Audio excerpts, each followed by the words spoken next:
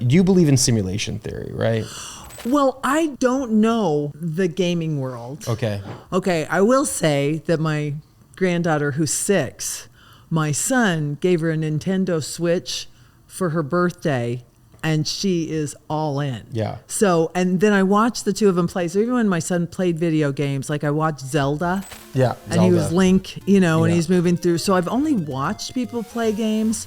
So I think I understand the concepts, but not the language. So what games did you play when you were? Oh, I'm so old Yeah. that we played Pong. Okay. Was there any video games? No, I didn't really participate that much, but my son, he wasn't, thank goodness, he wasn't addicted to games like some of his friends were, which Okay. is like, I Did you think grow I up playing just lucked Pac-Man? out.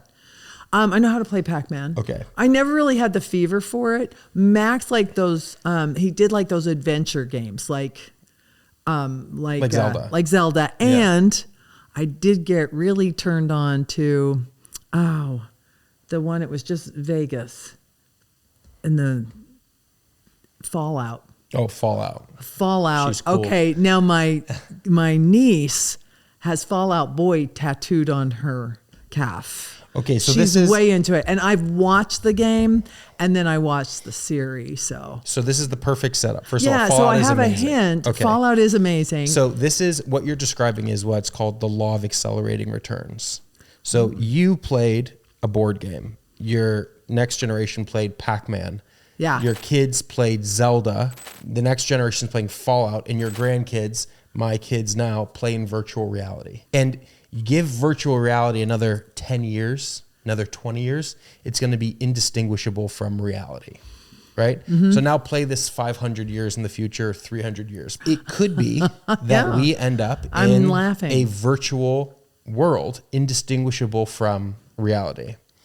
And even if it's not true, it's an interesting framework to view life as a game. Mm-hmm. So this is thematically what God mode is. And so I just want to share with you the foundation of it. I'm in. And you either rip it apart or tell me what it is. We've talked a lot about theology. Yeah. There are elements here. Yeah. So in a good game, you need 4 elements.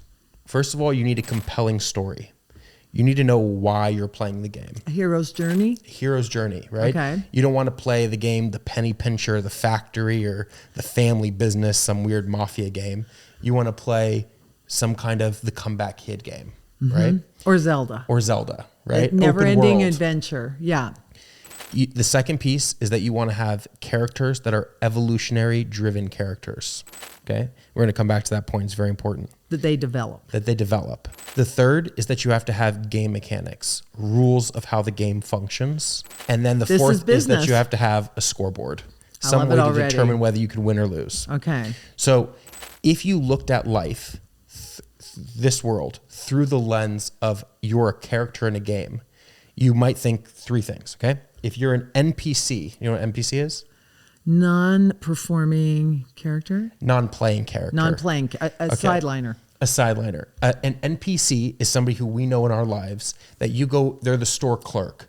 You go to the store, and no matter how many times you walk into the door, they say, "Hey, welcome to such and such. How can I help you today?" Now, they might be the hero of their own story, but they're a non-playing character in your story. In my story. And they only have a subset of words that they can use. Now, these people are also always in the same issue. Like, it's the guy you always see who's like, "I'm always running late," or "I'm always in this bad relationship," or "I always have this problem no matter what job I go to." These are NPCs controlled by the game. The next level up is that you have what's called AFK. AFK is away from keyboard. Okay? Away from keyboard. So that means sometimes people are in your life and they're perfect for you. They're helping you with your journey. And sometimes they move back down to NPC. They just walk away from the keyboard and stop playing. They're up and down all the time. And you know that in our industry where you have a tech who's coming in, he does really well for a couple weeks and then disappears. You're like, what happened? Then he comes back, then disappears. Then you have player 1. Player 1 is the most important character because the game was created for player 1. Is this what you're looking through? Is this you in the game? You are looking. So right now, you as player 1 are looking at this house. Okay. And this world was this room was designed for you to grow in. Everything here is a clue for you to evolve and become the best version of yourself. This skin that you're wearing is your avatar. Yeah. Your real self is behind the facade of what we think reality is. Your spiritual self. This is the white cap in the ocean. Exactly. Okay. Yes. You are in the world, not of the world. Here, I've heard that for before. religious, Yeah, for there religious you go. terms. Okay. Okay. And God mode is the ability to play the game without the rules of the game affecting you. Or creating the rules. You create the rules. You are the architect of reality. So I believe that this world is a simulation and that businesses are versions of simulations, and it's our job to play as player one, to experience the world. And as business owner, it's our job to create the world for our employees in God mode. I love this. Okay. Okay. And are these all actual terms in gaming? These are all video game terms, yeah. Okay. So God mode for those that are of a different vintage, Yeah. they are like when you got the star in Mario. Yeah. And you could just go through You all the get walls. big. Now we're bigger. Big, Yeah. small. You go through the walls. None of the bullets affect you. You're immune. You're outside of space and time. And then we drop back down again. Then you go back to player So one. that can also happen. Yeah. Okay. So the thing that I want to talk to you about and get your opinion on is two Okay. things. Number one is on player ones. Number two is on God mode, the creator. Do you believe that the world was designed for you? Or that I'm designing it. Yeah. Yeah. Which one do you believe? It could be both. I think you can go back and forth between the modes. Like that makes sense to me that at times you're at cause and sometimes you're at the effect of whatever's happening. But was it created? A lot of this, I'm open to the mystery. Yeah. Right? That makes sense. I think what I love about business, just to bring it back down to that realm, is that regardless of what other beliefs we have, there's something about the game of business that we can relate to with all of that. Like if you started that conversation with, this is how I feel about theology. This is my theory of theology or philosophy of theology. That might have been more difficult to access than when you put it into the business world. For sure. And I think one of the things that you and I have talked about that I love about business is in this world, we can play alongside one another without having to share a philosophy or the same politics or the same religion as everybody else, because we're playing the game now. Yes. And so now these rules and these avatars and the whole God mode construct seems to work great. Yeah. So I don't know if you take it further, what do you think as far as you studied theology? Yeah. Are you seeing parallels in what you've studied? For sure. Yeah. Yeah. I think it's, not only through theology, but some through psychedelic experiences, there's no shortage of overlap between being in the world and not of the world, having some kind of rubric or SOP that's what functionally religion is. It's an SOP for how you interact with the world. It's an interface. Yeah. And so I would say and the conversation I've heard more than the words people use is they'll say, I'm spiritual, but not religious. So religion is a different construct. So religion is going to be the rules of the game in a lot of ways. Correct. And you've had, you grew up religious. Yeah. And you were going down that path. Be a rabbi. What made you decide not to? Maybe share some of that. What was it about the construct that made you not want to play that game? Well, I think that the rules of the game are important for having a good life. I think that if you were Mormon or Christian or Jewish or whatever, following the script would help you navigate through tough times. It would help you understand the world through a specific lens. God doesn't have to be real in order for you to accept those principles. Yeah.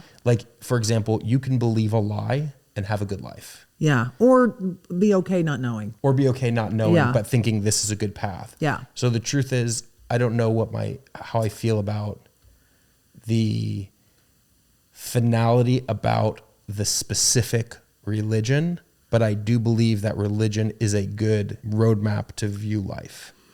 The disciplines of living a life where we've got some boundaries or some suggestions can be good for you. And we talked about this too, like kosher came from, this is a healthier way to eat, was the original It's idea. more difficult with like Judaism and Mormonism as an example, because we're a people of laws.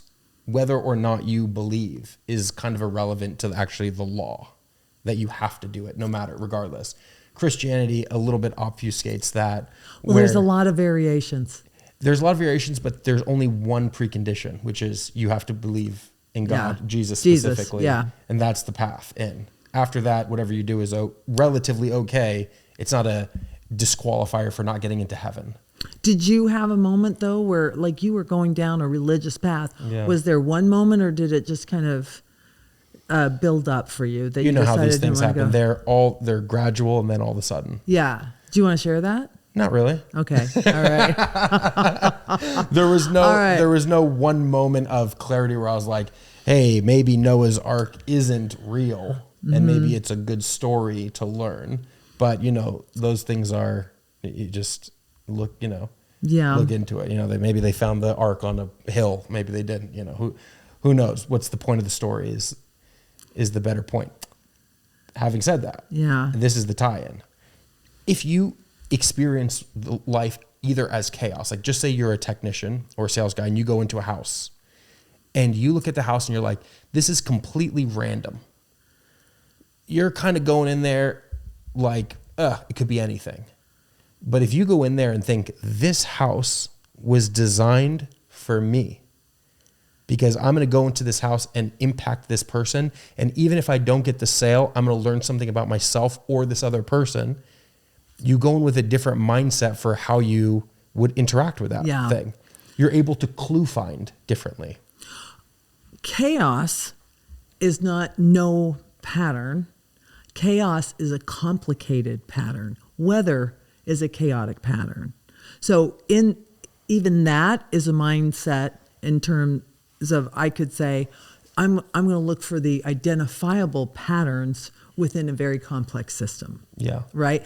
But that then does put you at effect instead of, or at cause as opposed to at the effect of.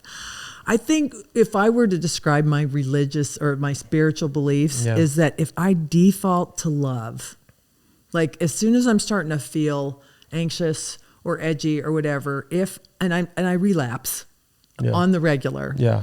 But the path for me is if I default to love and just give myself some grace, like start right out of the bat, like if so you relapsed, you're back, it's okay. Yeah. And then figure out what would the next move be. Like I do believe that in the actual moment, one choice is going to feel better and one choice is going to feel worse if I'm just experiencing that. And if I lead with love, then I'm going to make a better decision. In other words, whatever happens from that place is going to be good.